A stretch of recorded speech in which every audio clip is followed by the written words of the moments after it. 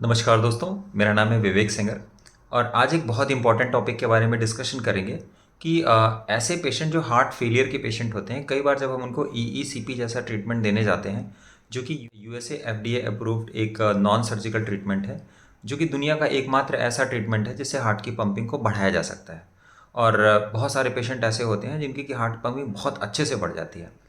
पर जिन पेशेंट्स की पंपिंग बहुत कम हो जाती है, कई बार 25, 20, 18, 15 इस रेंज में चली जाती है, और जब हम उनको ईसीपी ट्रीटमेंट देने जाते हैं तो उनका जो जब ईसीजी के इलेक्ट्रोड्स लगाते हैं तो इलेक्ट्रोड्स के प्लेसमेंट के बाद मशीन ईसीजी को अच्छे से डिटेक्ट नहीं करती। कई बार ईसीजी आता नहीं है। कई बार अगर ईएमएफ आता है, जो ईएमएफ करंट पैदा होता है वो इतना कमज़ोर होता है कि मशीन अच्छे से चल नहीं पाती। कई बार ये मिसिंग पल्सेस आ जाती हैं इसकी वजह से, और ये बड़ी कॉमन प्रॉब्लम है। जिनकी खास तौर से पंपिंग कम हो जाती है उनके साथ भी ये दिक्कत होती है। और स्पेशली एक कैटेगरी मैंने देखी है, कुछ पेशेंट ऐसे भी होते हैं जिनकी पंपिंग अच्छी होती है, पर उनको अगर पहले पेस मेकर लगा दिया गया है तो पेस मेकर लगने के बाद भी ये प्रॉब्लम देखने को अक्सर देखी जाती है। तो जो मैंने अपने एक्सपीरियंस में देखा है कि ऐसे पेशेंट को आखिर कैसे ईईसीपी ट्रीटमेंट दिया जाए, क्योंकि ईईसीपी मशीन के लिए जो सबसे बड़ा इनपुट है वो है ईसीजी। जब प्रॉपर ईसीजी जाता है तब जाके मशीन को पता होता है कि किस टाइम पे हार्ट हमारा कॉन्ट्रैक्ट कर रहा है, किस टाइम पे हमारा हार्ट रिलैक्स कर रहा है। उसके हिसाब से जो ईईसीपी मशीन है वो काउंटर पल्सेशन क्रिएट करती है, और उससे हमारे हार्ट के कोलेट्रल्स खुलते हैं और हार्ट की पंपिंग बढ़ जाती है, और जो हार्ट की प्रॉब्लम्स होती हैं उससे पेशेंट को रिलीफ मिल जाता है। तो सबसे पहले हम ये जान लेते हैं थोड़ा सा कि आखिरकार ऐसा क्यों हो जाता है कि जो ईसीजी होती है वो डिटेक्ट क्यों नहीं होती है।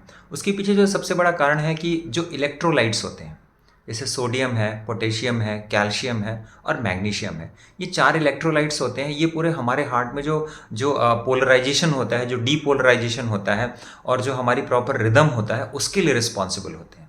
और जब तक इसका लेवल अच्छे से हमारे बॉडी में नहीं होता तब तक अच्छे से ईएमएफ जनरेट नहीं होगा।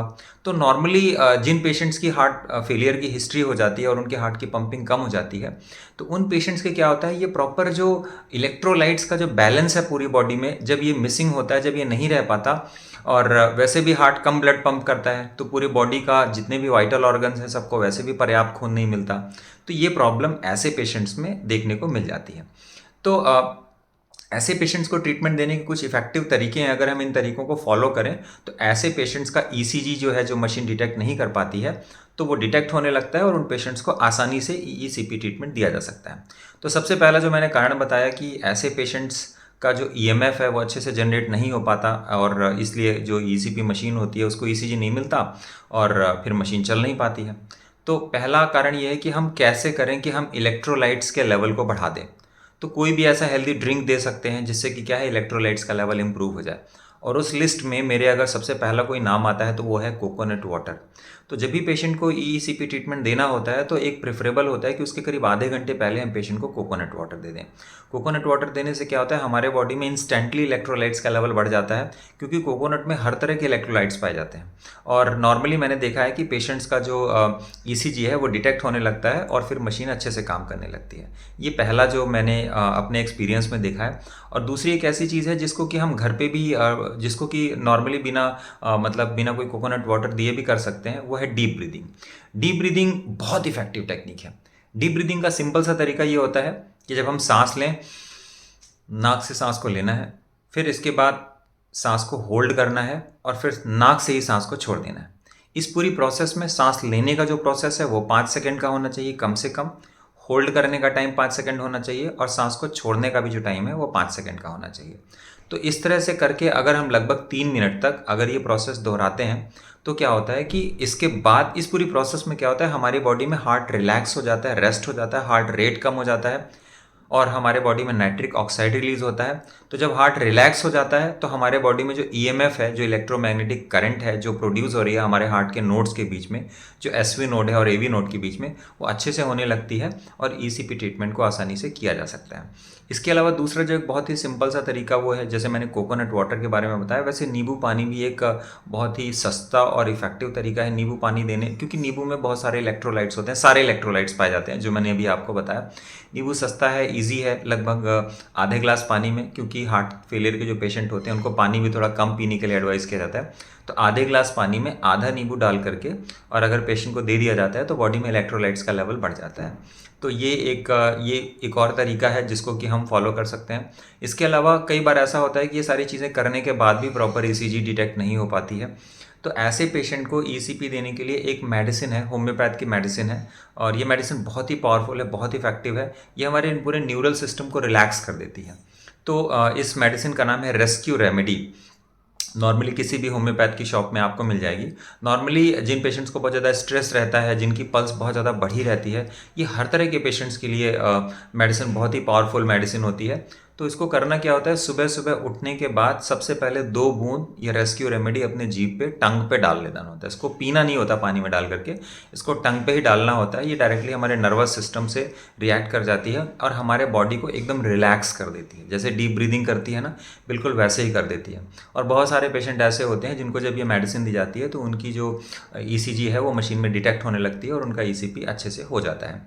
इसके अलावा जो एक नेक्स्ट तरीका है जो मैंने देखा है कि जब कई बार सारे तरीके ट्राई कर लो फिर भी कोई तरीका काम नहीं करता, तो इसमें से कई सारे तरीकों को हम मिक्स करके भी यूज़ कर सकते हैं। हमने कोकोनट वाटर भी दे दिया, हमने रेस्क्यू रेमेडी भी दे दिया, और साथ में पेशेंट को सबसे पहले सुबह उठने के अगले आधे घंटे 45 मिनट के अंदर अगर वो ईसीपी सेंटर पहुंच जाता है और वहाँ पे अगर उसको ईसीपी दिया जाता है तो उस टाइम पे जो ईसीजी है वो आसानी से डिटेक्ट हो जाती है। तो ये भी एक बहुत ही इफेक्टिव तरीका है। इसके अलावा जो नेक्स्ट तरीका है वो ये है कि ड्यूरिंग द ईसीपी पेशेंट अगर बहुत अच्छा लाइफस्टाइल फॉलो करे, जैसे अगर डाइट ऐसी हो जिसमें कि प्रॉपर मात्रा में हर दिन फल खाने को हो, वेजिटेबल्स खाने को दिए जाएं, होल ग्रेन्स खाने को दिए जाएं, और लगभग 13 से 14 घंटे की फास्टिंग मेंटेन की जाए ड्यूरिंग द ट्रीटमेंट, तो ये सारी की सारी हैबिट्स भी हमारे हार्ट के ईएमएफ को अच्छे से प्रोड्यूस करने में मदद करते हैं। और लास्ट जो तरीका ये है कि हार्ट फेलियर के पेशेंट में हमने देखा है कि पेशेंट्स को रात भर नींद नहीं आती। अब अगर किसी पेशेंट को रात भर नींद नहीं आई और नेक्स्ट डे जाकर के अगर हम ईसीपी ट्रीटमेंट के लिए लेके जाएंगे और अगर ईसीजी डिटेक्ट करने में प्रॉब्लम जा रही है तो वैसे भी डिटेक्ट नहीं होगी। जब तक पेशेंट अच्छी स्लीप नहीं लेगा, एक अच्छी गुड स्लीप के साथ में नहीं जाएगा, तब तक नेक्स्ट डे प्रॉपर तरीके से ईसीपी हो पाना इतना आसान नहीं होता है। कई बार एरिथमिया हो जाता है, मिसिंग पल्स हो जाती हैं, पल्स बढ़ी रहती है। तो इसके लिए ज़रूरी ये है कि पेशेंट को एक अच्छी नींद मिले, और नींद अच्छी आने के लिए ज़रूरी है कि जो डिनर का टाइम है वो लगभग 6:30 या 7 तक हो जाए। और जब ये डिनर टाइम पे हो जाएगा और अंधेरे कमरे में या जिस कमरे में बहुत कम लाइट हो, येलो कलर की लाइट हो, उस रूम में अगर पेशेंट को हम सोने के लिए सोने दें, और जब वो एक अच्छी डीप स्लीप लेके जाएगा, अर्ली इन द मॉर्निंग जा करके हम ईसीपी ट्राई करेंगे तो पेशेंट का आराम से ईसीपी हो जाएगा। तो ये कुछ तरीके मैंने बताए कि जिन पेशेंट्स को ये दिक्कत जाती है, जिनके कि ईएमएफ अच्छे से जनरेट नहीं होता और ईईसीपी मशीन में ईसीजी डिटेक्ट नहीं हो पाती, तो अगर ये तरीके अपनाए जाएं, इन सावधानियों को अगर ध्यान से अपनाया जाए तो आसानी से ईसीजी डिटेक्ट हो जाती है और उन पेशेंट्स का आसानी से ईईसीपी हो जाता है। हमने पर्सनली ऐसे कितने सारे पेशेंट किए हैं, और अगर मैं पिछले 3 महीने की बात करूं तो मैंने करीब ऐसे 3 पेशेंट किए हैं कि जो दूसरे ईसीपी सेंटर्स में गए, उन्होंने ट्राई किया, उनका ईसीपी नहीं हो पाया। जब वो हमारे पास आए थे तो हमने भी ट्राई किया, उनका ईसीपी नहीं हो पा रहा था। फिर हमने इनमें से कई सारे तरीकों को मिक्स करके जब उनको ईसीपी ट्रीटमेंट दिया तो आसानी से उनका ईसीजी डिटेक्ट हो गया। जो एरिथमिया की फ्रिक्वेंसी थी, जो इरेगुलर हार्ट बीट्स थी, वो कम हो गई और कुछ ही दिनों के अंदर पेशेंट का बहुत ही आसानी से और बहुत ही अच्छे से ईसीपी हो गया। और पेशेंट्स की जो पंपिंग भी है, जब उनका ट्रीटमेंट कंप्लीट हुआ तो किसी की 12%, किसी की 15%, एक पेशेंट की केवल 5% भी बढ़ी थी। तो इस तरह से पेशेंट्स की पंपिंग में इम्प्रूवमेंट आया। तो मुझे उम्मीद है आपको ये वीडियो अच्छा लगा होगा, क्योंकि ये बड़ा सेलेक्टेड वीडियो है। बहुत कम ऐसे पेशेंट होते हैं जिनको कि इस चीज़ की दिक्कत होती है। लेकिन अगर आप भी ऐसे प्रैक्टिशनर हैं जो ईसीपी की प्रैक्टिस कर रहे हैं, या आप भी ऐसे पेशेंट हैं जो ईसीपी ट्राई कर रहे हैं लेकिन आपका ईसीपी हो नहीं पा रहा है, तो इसमें जो मैंने चीज़ें बताई हैं उसको अच्छे से ध्यान दीजिए। और अगर आपको हमसे भी कंसल्ट करना है तो डिस्क्रिप्शन में हमारा नंबर दिया हुआ है, उसमें व्हाट्सएप से आप हमसे कम्युनिकेट कर सकते हैं। हमसे जो भी हेल्प हो सकेगी हम आपकी उसमें हेल्प कर देंगे।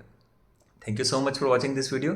अगर आपको ये वीडियो अच्छा लगा हो तो प्लीज़ हमारे वीडियो को ज़रूर लाइक कीजिएगा और चैनल को ज़रूर सब्सक्राइब करें। Thank you so much.